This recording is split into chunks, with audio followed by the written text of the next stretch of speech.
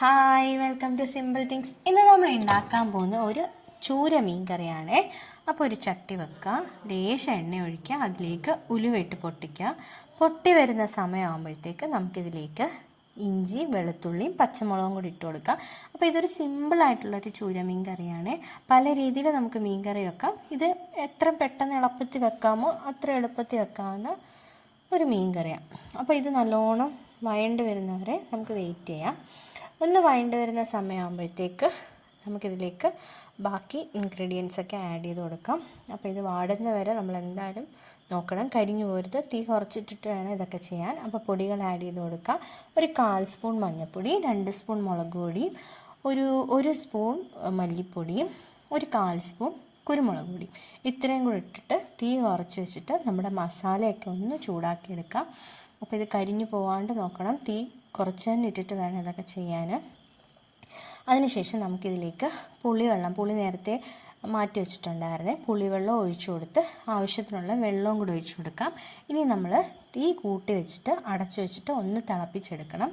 ഏകദേശം തിളച്ച് വരുന്നുണ്ട്. നമുക്കിതിലേക്ക് ചെറിയ ചെറിയ കഷ്ണങ്ങളാക്കി വെച്ചേക്കുന്ന ചൂര ഇട്ട് കൊടുക്കാം. അപ്പം ഇത് നമ്മൾ ഉള്ളി വഴറ്റി തക്കാളിയും കൂടി ഇട്ടിട്ട് അരച്ചിട്ട് അങ്ങനെ ഒരു മിക്സ് ഉണ്ടാക്കും. അല്ലാണ്ട് എളുപ്പത്തിൽ ഈ പൊടികളെല്ലാം കൂടെ മൂപ്പിച്ച് വെള്ളം ഒഴിച്ച് ഇങ്ങനെ ഇട്ടും കൊടുക്കും. അപ്പോൾ പല രീതിയിൽ നമുക്ക് ഉണ്ടാക്കാം. പിന്നെ കുടംപുളി ഇട്ടുണ്ടാക്കും. ഞാൻ അല്ലാത്ത പുളിയാണ് ഇട്ടിട്ടുണ്ടായിരുന്നത്, എൻ്റെ കയ്യിൽ കുടംപുളി ഉണ്ടായിരുന്നില്ല. അപ്പം കുടംപുളി ഇട്ട് വെക്കുന്നതിന് വേറൊരു ടേസ്റ്റാണ്. അപ്പോൾ ഇനി മീൻ കഷ്ണങ്ങളെല്ലാം ഇട്ട് കൊടുത്തതിന് ശേഷം ഹൈ ഫ്ലെയിമിൽ ഒരു തിളയ്ക്കാൻ വേണ്ടിയിട്ട് വെച്ച് കൊടുക്കണം.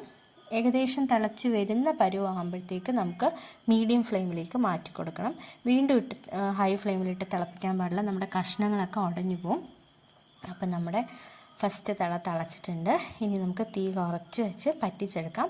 ഈ സമയം കൊണ്ട് നമുക്ക് തേങ്ങാപ്പാൽ ഉണ്ടാക്കാം. അപ്പോൾ തേങ്ങാപ്പാൽ ഞാൻ എന്തിനാണ് ഒഴിച്ചു കൊടുക്കുന്നതെന്ന് വെച്ചാൽ എരിവും പുളിവും എല്ലാം കൂടെ ഒന്നും കൂടി ഒന്ന് മെയിൻറ്റെയിൻ ചെയ്യാൻ പറ്റും. അതിന് വേണ്ടിയിട്ടാണ് തേങ്ങാപ്പാൽ ഇതിലേക്ക് ആഡ് ചെയ്ത് കൊടുക്കുന്നത്. പിന്നെ അതുമല്ല നമ്മുടെ ഗ്രേവിക്ക് ഒരു തിക്നെസ്സും കിട്ടും.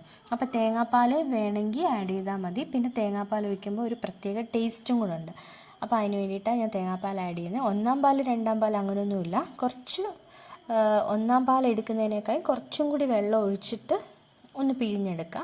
എന്നിട്ട് ആ തേങ്ങാപ്പാലും കൂടെ ഇതിലേക്ക് ഇട്ടിട്ട് വീണ്ടും നമ്മൾ സിമ്മിലിട്ടിട്ട് വീണ്ടും വറ്റിച്ചെടുക്കാം. അപ്പം അടിപൊളി ടേസ്റ്റാണ്. പിന്നെ ഉപ്പ് ആഡ് ചെയ്ത് കൊടുക്കാൻ മറക്കല്ലേ, ഉപ്പ് ആവശ്യത്തിന് ആഡ് ചെയ്ത് കൊടുക്കുക.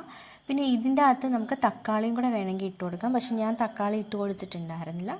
നിങ്ങൾക്ക് ഇഷ്ടമാണെങ്കിൽ തക്കാളി ഇട്ട് കൊടുക്കാം. ഞാൻ തക്കാളി സിമ്പിളായിട്ടാണ് ഉണ്ടാക്കിയത്. അപ്പോൾ അതുകൊണ്ട് തക്കാളിയുടെ ആവശ്യമില്ല. അപ്പോൾ അടിപൊളിയാണ്. എല്ലാവരും ട്രൈ ചെയ്ത് നോക്കണം. ബായ്, നാളെ കാണാം.